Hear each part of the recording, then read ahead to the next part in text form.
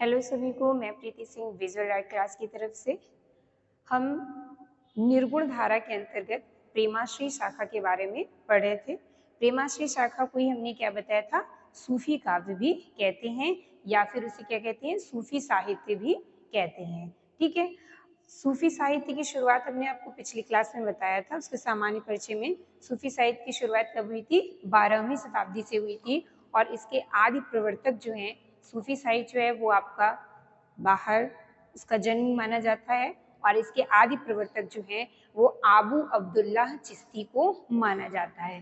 ठीक है, लेकिन भारत में सूफी साहित्य का प्रारंभ या प्रवर्तक किसको माना जाता है?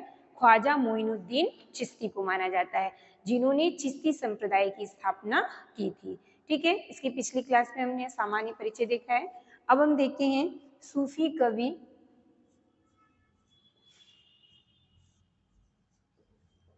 व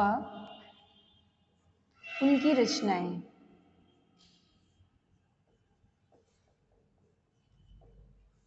ठीक है, सूफी कवि आपके कितने रहे हैं और उनकी रचनाएं और उनकी रचना की क्या भाषा रही है। ठीक है, सबसे पहले आपके असाइद की रचना थी हंसावली।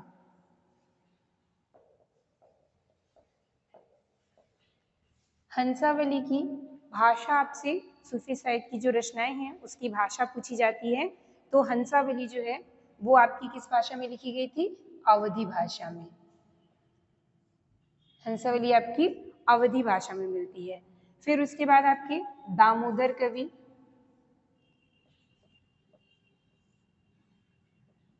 जो कि सूफी कवि थे। दामोदर कवि ने रचना लिखी थी लखमेन सेन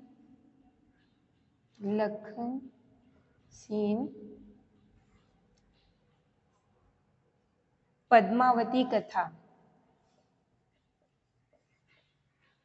लखनसेन पद्मावती कथा ये इन्होंने किस भाषा में लिखी है? राजस्थानी भाषा में लिखी गई है आपकी। और लखमीनसेन पद्मावती कथा जो है ये आपकी किस प्रकार की कथा आती है? वीर कथा के रूप में इसको जाना जाता है। ठीक है, तो ये वीर कथात्मक रचना मानी जाती है। इसके बाद आपके आते हैं ईश्वरदास। ईश्वरदास ने सूफी काव्य के अंतर्गत कौन सी रचना लिखी है? सत्यवती कथा।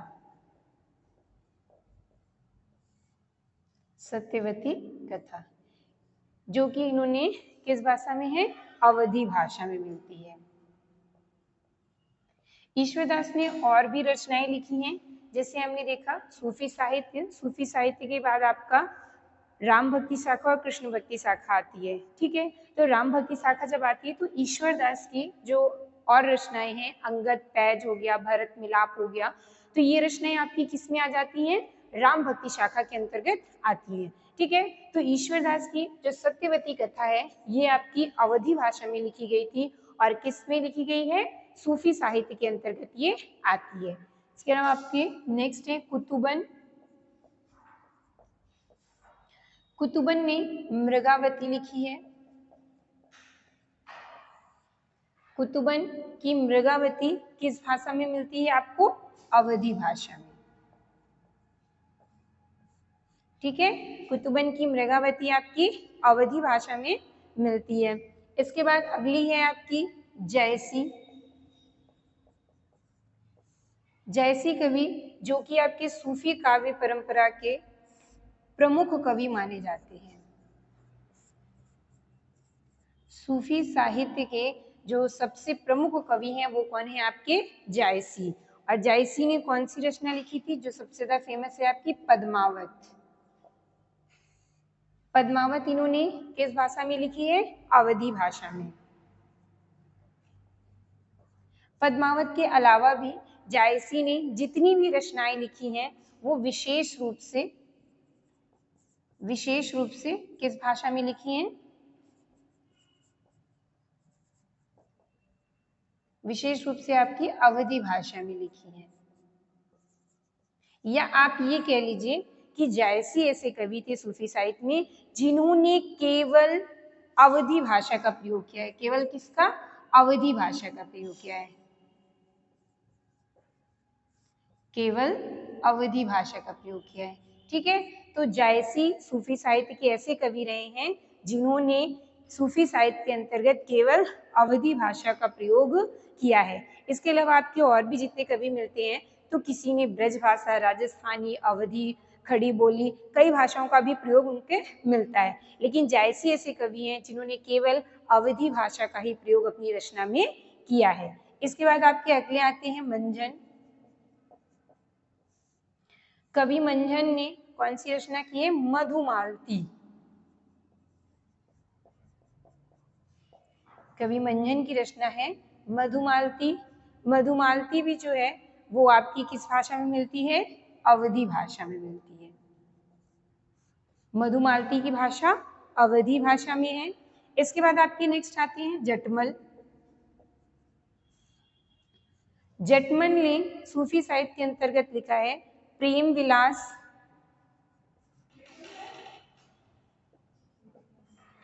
प्रेम विलास और प्रेमलता की कथा। प्रेमलता की कथा।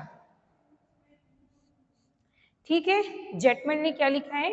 प्रेम विलास और प्रेमलता की कथा, और ये इन्होंने किस भाषा में लिखा है?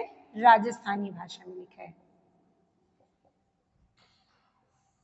किस भाषा में मिलता है आपका? राजस्थानी भाषा में मिलता है। इसके आपके नंददास। नंददास ने सूफी काव्य के अंतर्गत कौन सी लिखी है? रूप मंजरी। रूप मंजरी, और रूप मंजरी की भाषा क्या है? इनकी ब्रज भाषा है। नंददास इसके बाद आपको किसमें मिलते हैं? कृष्ण भक्ति शाखा के अंतर्गत आपको नंददास देखने को मिलते हैं, लेकिन नंददास आपके सूफी साहित्य के अंतर्गत भी आते हैं। ठीक है, इसके बाद आपके आते हैं नारायण दास। नारायण दास ने रचना लिखी है छिताई वार्ता।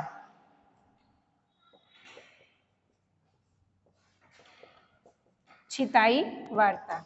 छिताई वार्ता किसने लिखी है? नंददास ने लिखी है। किस भाषा में मिलती है? आपकी राजस्थानी भाषा में मिलती है। छिताई वार्ता की भाषा क्या है? आपकी राजस्थानी भाषा। ठीक है, इसके बाद आपके उस्मान। उस्मान कवि मिलते हैं। उस्मान ने लिखी है क्या? चित्रावली। उस्मान की रचना क्या है? चित्रावली, और चित्रावली की भाषा क्या है? अवधी भाषा में लिखी गई है। चित्रावली किस भाषा में लिखी गई है? अवधी भाषा में। इसके अलावा आपके आते हैं पुहकर कवि। पुहकर, पुहकर ने लिखी है रस रतन। रस रतन, रस रतन किस भाषा में लिखी इन्होंने? अवधी भाषा में। पुहकर की रस रतन आपकी अवधी भाषा में लिखी गई है। इसके बाद आपके आते हैं शेख नबी। शेख नबी ने कौन सी भाषा में लिखा है? शेख नबी ने लिखा है ज्ञानदीप। ज्ञानदीप, और ये भी इनका किस भाषा में मिलता है? अवधी भाषा में मिलता है। ठीक है, ये आपके कुछ हुए हैं। इसके आगे आपके जैसे और कवि भी हैं।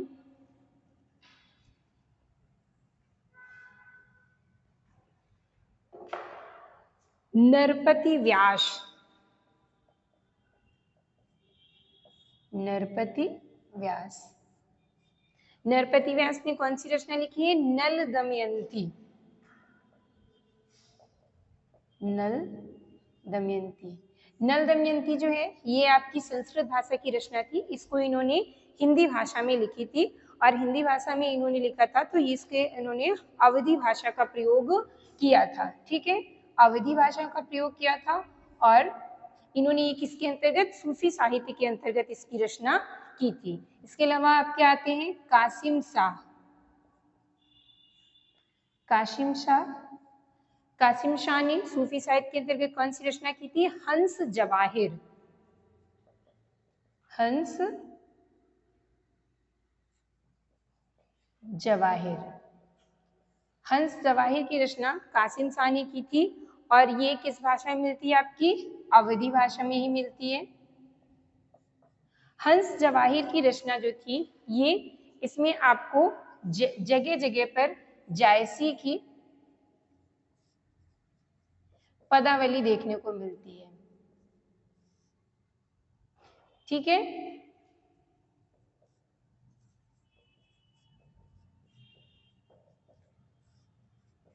यानी कि जो कासिम शाह है, इन्होंने जो रचना हंस जवाहिर लिखी थी, तो ये किसके आधार पर लिखी है? जायसी की रचना पदावली के आधार पर लिखी है। इसके बाद आपके आते हैं मुकुंद सिंह। मुकुंद सिंह ने कौन सी रचना लिखी है? नल चरित्र। मुकुंद सिंह ने नल चरित्र लिखी है, जो कि आपकी है अवधी भाषा में। ठीक है, नेक्स्ट है आपके नूर मोहम्मद।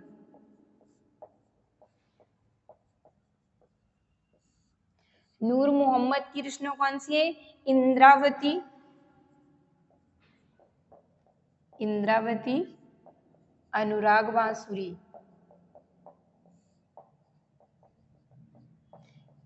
ये इन्होंने किसमें? अवधी भाषा में लिखी है।